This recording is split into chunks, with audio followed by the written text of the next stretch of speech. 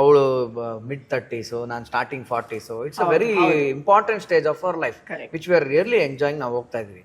ಈ ಮಧ್ಯದಲ್ಲಿ ಏನಾಗುತ್ತೆ, ನಮ್ಮನ್ನ 1000 ಜನ ಜಡ್ಜ್ ಮಾಡ್ತಾರೆ. ಇಲ್ಲ, ನಾನು ಅದೇ ಹೇಳ್ತಿದ್ದೆ. ಈಗ ಕಮೆಂಟ್ ಅಂತ ಬಂದ ತಕ್ಷಣ ಈ ಕಮೆಂಟ್ಸ್ ಗಳಿದಾವಲ್ಲ, ಈ ಕಮೆಂಟ್ಸ್ ನ ನಿಜವಾಗ್ಲೂ ಅದನ್ನ ಹೆಂಗೆ ಇದ್ ಮಾಡ್ಬೇಕಂತಾನೆ ಗೊತ್ತಿಲ್ಲ. ಮೊನ್ನೆ ಅಷ್ಟೇನೆ ಒಂದು ನಿಮ್ಮ ಇದ್ರಲ್ಲೇ ಅಕೌಂಟ್ ಅಲ್ಲೇ ಆಗಿದ್ದು ಒಂದು ಇನ್ಸಿಡೆಂಟ್. ನನ್ ನಿಜವಾಗ್ಲೂ ತುಂಬಾ ಆಶ್ಚರ್ಯ ಆಗುತ್ತೆ. ಇಲ್ಲ ಏನಿಲ್ಲ, ನಾನು ಅವಳಿಗೆ ಏನ್ ಸಿಂಪಲ್ ಹೇಳ್ದೆ ಗೊತ್ತಾ, ಇವತ್ತೇನಾಗ್ತಿದೆ ಪ್ರಪಂಚ ಲೈಕ್ಸ್ ಶೇರು ಸಬ್ಸ್ಕ್ರೈಬ್ ಮೇಲೆ ಬದುಕ್ತಾ ಇದಾರೆ. ಹೌದು. ಸೊ ಏನಾಗುತ್ತೆ, ಹಿಂಗೇನಾದ್ರು ಸಿಕ್ಕಿದ್ರೆ ಅದನ್ನೇ ಒಂದು ವಿಡಿಯೋ ಮಾಡಿದ್ರೆ, ಅದನ್ನೇ ಒಂದೇನೋ ಮಾಡಿದ್ರೆ ಅವ್ರದ್ದು ವಿಡಿಯೋಸ್ ಮಾಡಿದ್ದಾರೆ. ಅದಕ್ಕೆ ಅಂತಾನೆ ವಿಡಿಯೋಸ್ ಮಾಡಿದ್ದಾರೆ. ಲಕ್ಷಗಟ್ಟಲೆ ವ್ಯೂಸ್ ಆಗಿದೆ. ಇವೆಲ್ಲ ನಾವು ಮುಂದಕ್ಕೆ ಹೋಗಕ್ ಆಗಲ್ಲಮ್ಮ, ನಮ್ ಕೆಲಸ ಏನಿದೆ ಅದ್ ನೋಡ್ಕೊಂಡು ಸುಮ್ಮನೆ. ಬಟ್ ನಾವ್ ಇವತ್ತು ಅದನ್ನ ಹೇಳಲೇಬೇಕು, ಅದನ್ನ ಕೇಳಲೇಬೇಕು. ಹೆಂಗ್ ಶುರುವಾಯ್ತು ಅದು ಆ ಕಮೆಂಟ್ ಇಂದು ಒಂದು ಇನ್ಸಿಡೆಂಟ್? ಉಳಿದ ಅರ್ಧ ಮಿಸ್ಟೇಕ್ ಇದೆ, ಅದಕ್ಕೆ ಆನ್ಸರ್ ಮಾಡಿದ್ದೆ ಅವಳು ಮಿಸ್ಟೇಕ್. ನಾನು ಫಸ್ಟ್ ಆಫ್ ಆಲ್ ಏನ್ ಹೇಳ್ತೀನಿ ಅಂತಂದ್ರೆ, ಆರ್ಟಿಸ್ಟ್ ಅಂತ ನೀವೇ ಹೇಳಿ. ಅದೊಂದು ವಿಡಿಯೋ ಪೋಸ್ಟ್ ಮಾಡಿದೆ, ಅಲ್ಲಿ ಯಾರೋ ಒಂದು ಕಮೆಂಟ್ ಹಾಕಿದ್ರು, ನೆಕ್ಸ್ಟ್ ಡಿವೋರ್ಸ್ ಇಸ್ ಲೋಡಿಂಗ್ ಅಂತ. ನಾನು ಹಾಕಿ ಒಂಥರ ಎಕ್ಸ್ಪೆಕ್ಟ್ ಮಾಡೋದಾದ್ರೂ ಹೆಂಗೆ ರೀಸಿ. ಆಮೇಲೆ ಇನ್ನೊಂದು ಏನ್ ಗೊತ್ತೇನ್ರಿ, ಅವರ ಅಕೌಂಟ್ಗಳು ನೋಡಿ ನೀವು, 0 ಪೋಸ್ಟ್, 1500 ಫಾಲೋಯಿಂಗು, ಅವ್ರದೇ 0 ಪೋಸ್ಟ್, ಅವ್ರದ್ದೇನು ಪೋಸ್ಟ್ ಹಾಕಿಲ್ಲ. ಬಟ್ 1500 ಜನ ಫಾಲೋ ಮಾಡ್ತಾರೆ ಅಂದ್ರೆ ಏನರ್ಥ, ಅವ್ರಿಗೆ ಇನ್ನೊಬ್ರ ಮನೆ ಕತೆ ಕೆಲಸಕ್ಕೆ ಇರೋದವ್ರು ಅಂತ ಅಕೌಂಟ್ಗಳಿಗೆ ನಾವು ಫಸ್ಟ್ ಆಫ್ ಆಲ್ ರಿಪ್ಲೈ ಮಾಡಬಾರ್ದು. ನಾನು ನೋಡಿಲ್ಲ, ಹೋಗ್ಬಿಟ್ಟು ಪ್ರೊಫೈಲ್ ಎಲ್ಲ ನೋಡಿಲ್ಲ ನಾನು. ಜಸ್ಟ್ ಇವ್ರ account is next divorce is loading ಅಂತ ಬಂತು. ನಾನು ದಟ್ ನೆವರ್ ಪಾಸಿಬಲ್ ಅಂತ ಹಾಕಿದೆ. That never possible. I love Anand more than my kids. Please don't spread these type of rumours ಅಂತ ನಾನು ಹಾಕಿದೆ ಅಲ್ಲಿ. ಐ ಕ್ಲಿಯರ್ಲಿ ಮೆನ್ಷನ್ಡ್, ನಾನಲ್ಲಿ ಕ್ಲಿಯರಾಗಿ ಮೆನ್ಷನ್ ಮಾಡಿದ್ದೀನಿ, ಅರ್ಥ ಆಯ್ತಾ? ಬಟ್ ಅಲ್ಲಿ ಅದನ್ನ ಡಿಜಿಟಲ್ ಮೀಡಿಯಾದವ್ರು ಯಾರೋ ತಗೊಂಡು ಡಿವೋರ್ಸ್ ಅಂದಿದ್ದಕ್ಕೆ ಯಶಸ್ವಿನಿ ಅವರು ಕೊಟ್ಟ ಉತ್ತರ ಏನು ಅಂತ ಸ್ಟಾರ್ಟಿಂಗ್ 1-2 ಬಂತು. ಇಟ್ ವಾಸ್ ಕ್ಲಿಯರ್ಲಿ ಮೆನ್ಷನ್ಡ್ ಅಲ್ಲಿ, ನೀಟಾಗಿ 2 ಡಿಜಿಟಲ್ ಮೀಡಿಯಾ ಮೆನ್ಷನ್ ಮಾಡಿದ್ರು. ಅದಕ್ಕೂ ನಾನು ಉಪ್ಪು ಸೊಪ್ಪು ಹಾಕಲ್ಲಮ್ಮ, ಅದನ್ನು ಆತರ ಕಂಟೆಂಟ್ ಮಾಡಬಾರ್ದು. ನೀವು ಲಾಸ್ಟ್ 5 ಸೆಕೆಂಡ್ ಅಲ್ಲಿ ಆನ್ಸರ್ ಹೇಳ್ಬಿಟ್ಟು ಸ್ಟಾರ್ಟಿಂಗ್ 1-2 ನಿಮಿಷ ಇದೇ ಕತೆ ಕಚ್ಚಿರ್ತಾರೆ. ಸೊ ಅವೆಲ್ಲ ತಪ್ಪು. ಬಟ್ ಆಮೇಲೆ ಮಾಡಿದ್ದವ್ರು ಹೆಂಗ್ ಮಾಡ್ಬಿಟ್ರಂದ್ರೆ ಡಿವೋರ್ಸ್ ಅಷ್ಟೇ, ಪತ್ನಿ ಉತ್ತರ ಏನೋ ಹಾಕಿಲ್ಲ. ಇನ್ನೊಂದು ಹೇಳ್ತೀನಿ, ಆಕ್ಚುಲಿ ನಾನೇ ಸೀರಿಯಸ್ ನೋಟ್ ಹೇಳ್ತೀನಿ. ಇವಳಿಗೆ ಗೊತ್ತಿಲ್ಲ ಅದ್ ಯಾರು ಮಾಡಿದ್ರು, ಅವ್ರ ನಂಬರ್ಸು ನನ್ನ ಹತ್ರಕ್ಕೆ ಬಂತು. ಒರಿಜಿನಲ್ ಅಡ್ಮಿನ್ ಎಲ್ಲ ನಂಬರ್ಸ್ ನನ್ನ ಹತ್ರ ಇವತ್ತಿಗೂ ಇದೆ. ನನಗೆ ತುಂಬಾ ಪರಿಚಯ ಇರುವಂತ ಹೈ ಟಾಪ್ ನಾಚ್ ಅಡ್ವೊಕೇಟ್ಸ್ ಎಲ್ಲ ನಂಗೆ ತುಂಬಾ ಪರಿಚಯ ಇದ್ದಾರೆ. ಎಲ್ಲ ನನಗೊಂದು ರೌಂಡ್ ಮಾತಾಯ್ತು, ವಿ ಕ್ಯಾನ್ ಸೂ ದೆಮ್ ಅನ್ನೋರ್ಗು ಹೋಯ್ತು. ನಾನು ಬೇಡ ಅದು ಅಂತಂದೆ. ನಂಗೆ ಅವ್ರು ನೋಡಿದಾಗ ಇಂಥವ್ರು ನೋಡಿ ನನಗೆ ಕರುಣೆ ಹುಟ್ಟುತ್ತೆ. ಪಾಪ ಏನೋ ನಮ್ಮ ಹೆಸರು ಹೇಳ್ಕೊಂಡು ಅವ್ರು ಊಟ ಮಾಡ್ತಾರೆ, ತಿರ್ಗಾ ಅವ್ರ ಊಟ ಕಿತ್ಕೊಂಡು ನನಗೆ ಇಷ್ಟು ಬರ್ಬೇಕು ಅಷ್ಟು ಬರ್ಬೇಕು ಆ ಥರ ದುಡ್ಡು ನನಗೆ ಬೇಡ. ಆ ಥರ ಅದನ್ನ ಹಾಕೊಂಡು ಅದನ್ನ ಕೆರ್ಕೊಂಡು ಅದನ್ನ ರೆಡಿ ಮಾಡ್ಕೊಳ್ಳೋದು ಬೇಡ ಸರ್ ಅಂತಂದೆ. ಇಲ್ಲ, ನನಗೆ ತುಂಬ ಅಫಿಷಿಯಲ್ ಪೊಲೀಸ್ ಅಫಿಷಿಯಲ್ ಕಡೆಯಿಂದನೂ ಮತ್ತೆ ನನಗೆ ತುಂಬ ಪರಿಚಯ ಅಡ್ವೊಕೇಟ್ಸ್ ಕೂಡ ನನಗೆ ಅಡ್ವೈಸ್ ಮಾಡೋದು, ನೀವು ಹ್ಞೂ ಅಂತೇಳಿ ನಂದು ಇವಾಗ ಏನು ಮಾಡ್ಬೇಕು ತಂದು ನಿಲ್ಲಿಸ್ತೀವಿ ಇಲ್ಲ ಅನ್ನೋ ಲೆವೆಲ್ ಹೋಯ್ತು. ಬೇಡ ಬಿಡಿ ಸರ್ ಅಂತಂದೆ. ಇವಳು ಸ್ವಲ್ಪ ಏನೋ ತಲೆಗೆ ಹಾಕೊಂಡಿದ್ಲು. ನಾನೇನಂದೆ ಗೊತ್ತಾ, ನಾನು ಒಂದು ವಿಷಯ ನಿಮ್ಗೆ ಇನ್ನೊಂದು ಹೇಳ್ತೀನಿ. ಬಿಗ್ ಬಾಸ್ಗೆ ನನ್ನ ಕರೆದಾಗ ನಾನು 3ನೇ ಸೀಸನ್ನು, ಬಟ್ ಫಸ್ಟ್ ಸೀಸನ್ಗೂ ಒಂದು ಕರೆ ಬಂದಿತ್ತು, ಸೆಕೆಂಡ್ ಸೀಸನ್ಗೂ ಒಂದು ಕರೆ ಬಂದಿತ್ತು. ನಾನು ನಿಜವಾಗ್ಲೂ ಬಿಗ್ ಬಾಸ್ ಅನ್ನೋ ಫಾರ್ಮ್ಯಾಟ್ನ ನಾನು ನೋಡೇ ಇರಲಿಲ್ಲ, ನನಗೇನು ಗೊತ್ತಿಲ್ಲ ಅದ್ರ ಬಗ್ಗೆ. ಬಟ್ ಕಿವಿಯಲ್ಲಿ ಕೇಳಿದ್ದೇನು, ಅದಕ್ಕೆ ಹೇಳೋದು, ಯಾವತ್ತು ಪ್ರತ್ಯಕ್ಷವಾಗಿ ಕಂಡ್ರು ಪ್ರಮಾಣಿಸಿ ನೋಡು. ನಾನು ಬಿಗ್ ಬಾಸ್ ಬಗ್ಗೆ ಕೇಳಿದ್ದೇನು ಅಂದ್ರೆ ಅಲ್ಲಿ ಒಳ್ಳೆ ಜಗಳ ಆಗುತ್ತೆ, ಗಲಾಟೆ ಆಗುತ್ತೆ, ಆ ಶೋನೇ ಒಂಥರಪ್ಪ ಅಂತ. ಸೊ ನನಗೆ ಈ 2 ಫಸ್ಟ್ ಸೀಸನ್ ನಾನು ಇಲ್ಲ ಅನ್ನಕ್ಕೆ ಅದು ಕಾರಣ ಆಯ್ತು. 3ನೇ ಸೀಸನ್ ಬಂದಾಗ ತುಂಬಾ ಸ್ಟ್ರಾಂಗ್ ಆಗಿ ಈ ಸಲ ಪಾರ್ಟಿಸಿಪೇಟ್ ಆಗ್ಲೇಬೇಕು ಅಂತ ಬಂತು. ಅವಾಗ ನಾನು ಇದ್ರ ಬಗ್ಗೆ ಪೂರ್ಣ ತಿಳ್ಕೊಂಬಿಡೋಣ ಅಂದ್ಬಿಟ್ಟು ಅಂತ ಶೆಣೈ ಸರ್, ಸದಾಶಿವ ಶೆಣೈ ಸರ್ ಅಲ್ಲ, ಗುರುದಾಸ್ ಶೆಣೈ ಸರ್, ಚಿತ್ರ ಮೇಡಮ್, ಚಿತ್ರ ಶೆಣೈ ಅವ್ರ ಹಸ್ಬೆಂಡ್ ಶೆಣೈ ಸರ್, ಅವರು ನನ್ನ ಫಿಲಂ ಇಂಡಸ್ಟ್ರಿ ತಂದಿದ್ದು ಅವರೇನೆ, ರವಿ ಸರ್ ಹತ್ರ ಪರಿಚಯ ಮಾಡಿಸಿದ್ದು. ಅವ್ರು ನನ್ ಕರೆದ್ರು, ಬಾರೋ ಕೂಸೆ, ಅವ್ರನಾಗೆ ಕರೆಯೋದು, ಕಂದ ಬಾರ. ನನಗೆ ಅವ್ರು ಅಂದ್ರೆ ಒಂದು ಕಂಫರ್ಟ್ ಝೋನ್, ಯಾಕಂದ್ರೆ ನನಗೆ ಇವ್ರು ದಾರಿ ತಪ್ಸಲ್ಲ ಅನ್ನೋ ತುಂಬಾ ಚೆನ್ನಾಗಿ ಗೊತ್ತು. ಅಂಕಲ್ ನನ್ಗೇನೋ ಬರಲ್ಲ ಅಂಕಲ್, ನಾನು ಬಿಗ್ ಬಾಸ್ಗೆ ಹಿಂಗೆಲ್ಲ ಅಂತಾರೆ, ಏನದು ಫಾರ್ಮೆಟ್, ಏನು ಗಲಾಟೆ ಅದು, ಸಣ್ಣದಾಗಿ ಫಾರ್ಮೆಟ್ ಎಕ್ಸ್ಪ್ಲೈನ್ ಮಾಡೋದು, ಹಿಂಗೆ ಇರುತ್ತೆ ಕಣೋ ಅಂತ. ಹೌದಾ, ಮತ್ತೆ ಜಗಳ ಆಗುತ್ತಲ್ಲ, ಯಾಕೆ ಏನೋ ಹಿಂಗೆಲ್ಲ ಆಗುತ್ತಲ್ಲ. ಒಂದು ಮಾತು ಹೇಳಿದ್ರು ಅವರು, ಅದಕ್ಕೆ ನಾನು ಕನ್ವಿನ್ಸ್ ಆದೆ. ಅದು ನನ್ಗೆ ಇವತ್ತಿಗೂ ಪಾಠ ಆಗಿದೆ. ಪಂಚಾಲಿ ಅವರೇ ಅವ್ರೇನ್ ಹೇಳಿದ್ರು ಅಂದ್ರೆ, ಮನೆ ತುಂಬಾ ಕ್ಯಾಮ್ರಾ ಇರ್ಬೋದು, ಮೈಕು ಹಾಕಿರ್ಬೋದು, ಏನ್ ಬೇಕಾದ್ರೆ ಹಾಕಿರ್ಬೋದು, ನೀನು ಒಂದು ಪದಾನ ತಪ್ಪಾಗಿ ನಿನ್ನ ನಡವಳಿಕೆ, ನಿನ್ನ ಮಾತು ಮೇಲೆ ನಿನಗೆ ಕಂಟ್ರೋಲ್ ಇಲ್ಲ ಅಂದ್ರೆ, ನಾನು 1 ಕ್ಯಾಮ್ರಲ್ಲಿ ಕಟ್ ಮಾಡ್ತೀನಿ, ಅದನ್ನ 2 ಕ್ಯಾಮ್ರಲ್ಲಿ ಕಟ್ ಮಾಡ್ತೀನಿ. ಬಟ್ ಮನೆಯೊಳಗಿರೋ 300 ಕ್ಯಾಮ್ರಾ ಮುಂದೆ ನೀನು ಅದೇ ತರ ಮಾಡ್ತಾ ಇದ್ರೆ ನಾನು ಹೆಂಗ್ ಕಟ್ ಮಾಡ್ಲಿ? So it is ultimately you and your nature that is coming out there. ನಾವು ಸ್ಕ್ರಿಪ್ಟೆಡ್ ಮಾಡಕ್ ಆಗಲ್ಲ ಅದನ್ನ. ಹೌದು, ಅಲ್ಲ ಸ್ಕ್ರಿಪ್ಟೆಡ್ ಎಲ್ಲರೂ ಮಾಡಕ್ ಸಾಧ್ಯವೇ ಇಲ್ಲ ಅದು, ಓಕೆನಾ? ಟು ಸಮ್ ಎಕ್ಸ್ಟೆಂಟ್ ನಿಮ್ಮ ಸೈಕಾಲಜಿಕಲ್ ಪ್ರಶ್ನೆ ಬರುತ್ತೆ. ಓಕೆ, ಇವಾಗ ನಿಮ್ಗೆ ಏನೋ ಇಷ್ಟ ಇರುತ್ತಮ್ಮ, ಬೆಳಗ್ಗೆ ಎದ್ದ ತಕ್ಷಣ ನೀವು ಕಾಫಿ ಕುಡಿಯೋದು ನಿಮ್ಮ ಮೂಡು ಚೆನ್ನಾಗಿರುತ್ತೆ ಅಂತ ನೀವು ಯಾರ ಹತ್ರನೋ ಮಾತಾಡ್ಕೊಂಡಿರ್ತೀರ. ನೆಕ್ಸ್ಟ್ ಏನೋ ಒಂದು ಟಾಸ್ಕ್ ಬರುತ್ತೆ, 2 ದಿನ ಮನೆ ಕಾಫಿ ಕೊಡಬೇಡಿ ಅಂತಾರೆ. ಈಗ ನೀನು ಯಾವ್ದೋ ಒಂದು ಲೈಫ್ ಚಾಲೆಂಜ್ ಅಂತ ತಗೊಂಡು ನಾನು ಕಾಫಿ ಇಲ್ಲದೆ ಇರ್ತೀನಿ ಅಂತ ನೀನ್ ಇರ್ಬೇಕಾ, ಇಲ್ಲ ಕಾಫಿ ಕೊಟ್ಟಿಲ್ಲ ಅಂತ ಬೆಳಗ್ಗೆಯಿಂದ ಎಲ್ಲರ ಜೊತೆ ಸಿಟ್ ಮಾಡ್ಕೊಂಡು ಓಡಾಡಿದ್ರೆ? ಸೊ ಒಂದು ರೀತಿಯ ಆಟ ಮತ್ತೆ ಲೈಫ್ ಚಾಲೆಂಜ್ ಅನ್ನ ಎಸೆಯೋದೇ ಬಿಗ್ ಬಾಸ್. ಯಾವಾಗ ಅವ್ರು ನನಗೆ ಇದು ಹೇಳಿದ್ರು, ನಿನಗ್ ಮೈಕ್ ಇದೆ, ನಿನ್ ಮುಂದೆ ಕ್ಯಾಮ್ರಾ ಇದೆ, 1-2 ಕ್ಯಾಮ್ರಾ ನಿನ್ ಮಾನವರ ಇದೆ, ನಾನು ಕಾಪಾಡ್ತೀನಿ. ಎಲ್ಲಾ ಕ್ಯಾಮ್ರಾ ಹತ್ರ ನೀನ್ ಹೋಗಂಗ್ ಮಾತಾಡ್ತಿದ್ರೆ ನಾನೇನ್ ಮಾಡ್ಲಿ ಅಂತ ನಿಮ್ಮ ಕಾನ್ಫಿಡೆನ್ಸ್ ಇಲ್ಲ. ಹಂಗೆ ಇವಳಿಗೆ ನಾನೇನ್ ಹೇಳಿದ್ದು ಅಂದ್ರೆ, ಹೊರಗಡೆ ಮಸಾಲೆ ಪ್ಯಾಕೆಟ್ ಇಟ್ಕೊಂಡು ಕಾಯ್ತಾ ಇದಾರೆ ಕಂಟೆಂಟ್ ಮೇಲೆ ಹಾಕಕ್ಕೆ, ಓಕೆನಾ?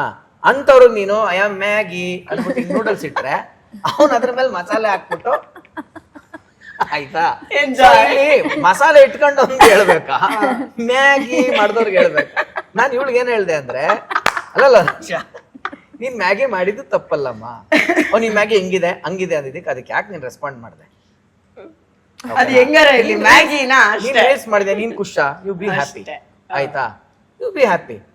ನಾನ್ ಬೈಬೇಕಾಗಿತ್ತು ನೀನ್ ಡಿಸ್ಟರ್ಬ್ ಆಗಕ್ಕೆ, ನಾನ್ ಬೈದಿಲ್ಲ, ನೀನ್ ಖುಷಿಯಾಗಿರು ಅಂತ ಹೇಳಿದೀನಿ. ಅಂದ್ಮೇಲೆ ಯಾವಳೋ ಅದೇನ್ ಅಕೌಂಟ್ ಆ ಹೆಸರಲ್ಲಿ ಅದ್ ಲಿಂಗವೂ ಗೊತ್ತಾಗ್ತಾ ಇಲ್ಲ, ಅದು ಪುಲ್ಲಿಂಗವ ಸ್ತ್ರೀಲಿಂಗ, ಆ ತರ ಒಂದು ಮಧ್ಯದ ಲಿಂಗದ ಒಂದು ಅಕೌಂಟ್ ಅಲ್ಲಿ ಇವಳಿಗೆ ನೆಕ್ಸ್ಟ್ ಡೈವರ್ಸ್ ಇಸ್ ಲೋಡಿಂಗ್ ಅಂದ್ರೆ ಅದು ಲೋಡ್ ಮಾಡೋ ಅಕೌಂಟ್ ಅದು ಗೊತ್ತಿಲ್ಲ first of all. So you responded. The moment you respond it will start. So ಅದಕ್ಕೆ ಯಾವತ್ತೇನು ಅಂತಂದ್ರೆ,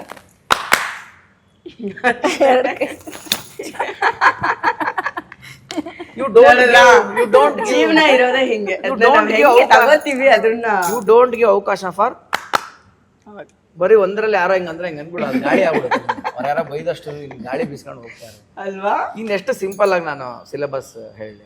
ಸೊ ಇಂಥವು ಏನಾಗುತ್ತೆ, ಹಿಂಗಾಗುತ್ತೆ, ಅದೇನು ಮಾಡೋಕ್ಕಾಗಲ್ಲ. ನಾನು ಅದಕ್ಕೆ ನೋಡಿ ನಿನ್ನಿಷ್ಟು.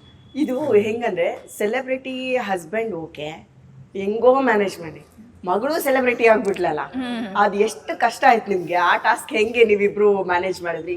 ಆಸ್ ಎ ಚೈಲ್ಡ್ ಆರ್ಟಿಸ್ಟ್ ಇವ್ರಿಗೆ ಆ ಟೈಮಲ್ಲಿ ಏನು ಗೊತ್ತಿರಲ್ಲ, ಇವರು ಚೈಲ್ಡೇ ಅಲ್ವಾ ಪಾಪ. ಸೊ ಅದ್ ಇವಾಗ ಅವ್ರು ಹಿಂತಿರುಗಿ ನೋಡಿದಾಗ ಅದ್ರದ್ದು ಪಾಸಿಟಿವ್ ನೆಗೆಟಿವ್ ಎಲ್ಲದನ್ನೂ ಇಟ್ಕೊಂಡು ಒಂದ್ ಗೈಡ್ ಲೈನ್ ನನಗೆ ಮಗಳಿಗೆ ಮಾಡ್ಬೋದು. ಬಟ್ ನೀವ್ ಹೆಂಗೆ ಹ್ಯಾಂಡ್ಲ್ ಮಾಡಿದ್ರಿ ಅದು? ಇಲ್ಲ, ನನಗೆ ಅವಳನ್ನೇನ್ ಹ್ಯಾಂಡ್ಲ್ ಮಾಡೋದು ಅಷ್ಟು ಕಷ್ಟ ಅಂತ ಅನ್ನಿಸ್ಲಿಲ್ಲ. ಹ್ಯಾಂಡ್ ಅವಳು ಮಾಡೋದಲ್ಲ, ಈ ಸಕ್ಸಸ್ ಇಲ್ಲಿ ಬಂತು ನೋಡಿ ಮ್ಯಾಗಿ ಆತರ. ಅವಳ ಬಗ್ಗೆನೂ ತುಂಬಾ ನೆಗೆಟಿವ್ಗಳೆಲ್ಲ ಮಾತಾಡಿದ್ರು. ಬಟ್ ನನ್ಗೇನು ಫಸ್ಟ್ ಆಫ್ ಆಲ್ ನನ್ನ ಮಗಳು ಏನಂತ ನನಗ್ ಗೊತ್ತು, ಅರ್ಥ ಆಯ್ತಾ? ಯಾರೋ ಮಾತಾಡ್ತಾರೆ ಅಂತ ನಾನು ಅವ್ರನ್ನ ನೀವು ದುಡಿಸ್ಕೋತೀರಾ ಅನ್ನೋ ಲೆವೆಲ್ಗೂ ಬಂದ್ಬಿಡ್ಬೋದು. ಅವ್ರು ಮಾತಾಡ್ತಾರೆ, ನಾವ್ ಹಂಗಿಲ್ಲ ಅಲ್ಲ. So why should I have to react? ನಾನು ಏನಕ್ಕೆ ರಿಯಾಕ್ಟ್ ಆದೆ ಆ ನಾನು ಯೂಶಲಿ ಕಮೆಂಟ್ಗೆಲ್ಲ ತುಂಬಾ ರಿಯಾಕ್ಟ್ ಆಗಲ್ಲ. ನಾನು first of all taken for ನಾನು ಅದನ್ನ ತಗೊಳ್ಳೋದು ಇಲ್ಲ, ಅದನ್ನ ನಾನು ಬುಲ್ಶಿಟ್ ಅಂತಾನೆ ಬಿಟ್ಬಿಟ್ಟು ಹೊಟ್ಟೋಗ್ತೀನಿ. ಬಟ್ ನನಗೆ ಡಿವೋರ್ಸ್ ಅನ್ನಿದ್ ಮಾತ್ರ ನಂಗೆ ಬಹಳ ಹರ್ಟ್ ಆಗೋಯ್ತು. ಅದು ನಮ್ಮ ಮೈಂಡ್ ಅಲ್ಲೂ ಅದು ಇಲ್ಲ. 14 ವರ್ಷ ಕಂಪ್ಲೀಟ್ ಆಗ್ತಿದೆ ಅಲ್ಲ, ಒಂದ್ ದೃಷ್ಟಿ ಬಟ್ಟಿರ್ಲಿ ಅಂತ ದೃಷ್ಟಿ ತೆಗ್ದಂಗ ಆಯ್ತು ಅಷ್ಟೇ ಅಲ್ವಾ? ನೀವ್ ಅದನ್ನ ಈಗ್ಲೂ ಮನ್ಸಿಗೆ ತಗೋಬೇಡಿ. ಈಗ್ಲೂ ಪಾಪ ಬುಲ್ಶಿಟ್ ಅಂತ ಬಿಟ್ಲು ಅಂತ. ನಾನ್ ಬುಲ್ಶಿಟ್ ಎಲ್ಲ ಬಿಡಲ್ಲ, ಅದು ಬೆರಣಿ ತಟ್ಕೊಂಡು ಆಮೇಲೆ ನಾನು ಅಡಿಗೆ ಬುಲ್ಶಿಟ್ ಆಗಿ ಬಿಡ್ತೀರಾ? ಸಗಣಿ ಅಪ್ಪ, ಅದು ಇಟ್ಸ್ ಅ ರಿಸೋರ್ಸ್. ಕೇರ್ಲೆಸ್ ಆಗಿ ನೋಡ್ಬೇಡ. ನಾನು ಅದನ್ನೇ ಹೇಳ್ತಾ ಇರೋದು. ಸಿಂಪಲ್ ಇಲ್ಲಿ ಏನು ಅಂತಂದ್ರೆ, ಯಾವುದಕ್ಕೆ ಆಗ್ಲಿ ನಮಗೆ ಒಂದು ಹೆಜ್ಜೆ ತಗೊಳ್ಬೇಕಾರೆ ಅದರ ಮುಂದಿನ 5 ಹೆಜ್ಜೆ ಸಣ್ಣ ಅಂದಾಜು ಇರಬೇಕು. ಈಗ ನನ್ನ ಮಗಳ ಕೈ ದುಡಿಸ್ಕೊಂತ ಇದಾರೆ, ಇದೇ ಅಪವಾದ ನಮ್ಮ ತಂದೆಗೂ ಬಂದಿತ್ತು ನಾನ್ ಚಿಕ್ಕ ವಯಸ್ಸಲ್ಲಿದ್ದಾಗ. ಇನ್ನು ಏನೇನೆಲ್ಲ ಬಂದ್ಬಿಟ್ಟಿತ್ತು, ಮಂಜುಗೂ ಬಂದಿತ್ತು ಪಾಪ. ಮಾಸ್ಟರ್ ಅವ್ರ ತಂದೆಗೂ ಕೆಲವೊಂದೆಲ್ಲ ಮಾತುಗಳನ್ನ ಅವ್ನು ಹಂಚ್ಕೊಂಡಿದ್ದ ನನ್ನ ಹತ್ರ, ನನಗೂ ಬಂದಿತ್ತು. ಆಮೇಲೆ ಅವ್ನಿಗೇನೋ ಇಂಜೆಕ್ಷನ್ ಕೊಡ್ತಾರೆ ಬೆಳಿದಿರೋ ತರ, ಎಷ್ಟು ವರ್ಷ ಆದ್ರೂ ಚಿನ್ನ ಚೈಲ್ಡ್ ಆರ್ಟಿಸ್ಟ್ ಆಗೇ ಇರ್ಲಿ ಅಂತೆಲ್ಲ ನನ್ನ ಬಗ್ಗೆನೂ ಮಾತಾಡಿದ್ರು. All bullshit. ಓಕೆನಾ? ನಮ್ ಜೀನ್ ಹೆಂಗಿರುತ್ತೆ, ನಾವು ಫ್ಯಾಮಿಲಿ ಟ್ರೀ ಹೆಂಗಿರುತ್ತೋ ನಾವು ಹಂಗಿರ್ತೀವಿ. ವಂಶಿಗೂ ಹಂಗೆ ಮಾಡಿದ್ರು ಕಮೆಂಟ್. ಓಕೆನಾ? ಏನಾಗುತ್ತೆ ಇವಾಗ ಅದನ್ನೇ ಹೇಳ್ತೀನಿ. ಈಗ ನನ್ ಮಗ ನನಗಿಂತ ಎತ್ತರ ಇದ್ದಾನಮ್ಮ, ಆಲ್ರೆಡಿ 8ನೇ ಕ್ಲಾಸ್. ಅವನು ಇವ್ರ ಅಣ್ಣನ್ ಜೀನ್ ಲೆಕ್ಕ ಸೋದರ ಮಾವಂದು ಹೊತ್ಕೊಂಡಿದ್ದಾನೆ. ಆಮೇಲೆ ಅವ್ನ ಮೈ ಕೈ ಕಾಲು ಎಲ್ಲವೂ ಫೀಚರ್ಸ್ ಎಲ್ಲವೂ ಸುಮಾರು ಜನ ಅವ್ನ ಫೇಸ್ ನೋಡಿ ನನ್ನ ಅಂತಾರೆ. ಬಟ್ ಅವ್ನ ಬಾಡಿ ಫೀಚರ್ಸ್ ಪೂರ್ತಿ ಇವ್ರ ಅಣ್ಣ. ಬಿಕಾಸ್ ಇವ್ರ ಅಣ್ಣ ವ್ಯಾಕ್ಸ್ ಬಾಡಿ, ಅವನು ತುಂಬಾ ಕಲರ್ ಎಲ್ಲ. ನನ್ ಮಗ ಹಂಗೇನೆ, ಅವ್ನ ಫುಲ್ ವ್ಯಾಕ್ಸ್ ಬಾಡಿ ಕಲರ್. ಅವನ ಆತರ ಇದಾನೆ. ಹೇರ್ಸ್ ಎಲ್ಲ ಅವ್ರ ಸೋದರ ಮಾವಂದೆ ಅವನಿಗಿರೋದು, ಮೂಗೆಲ್ಲ ಇವ್ರ ಅಣ್ಣಂದೇ ಅವನಿಗಿರೋದು.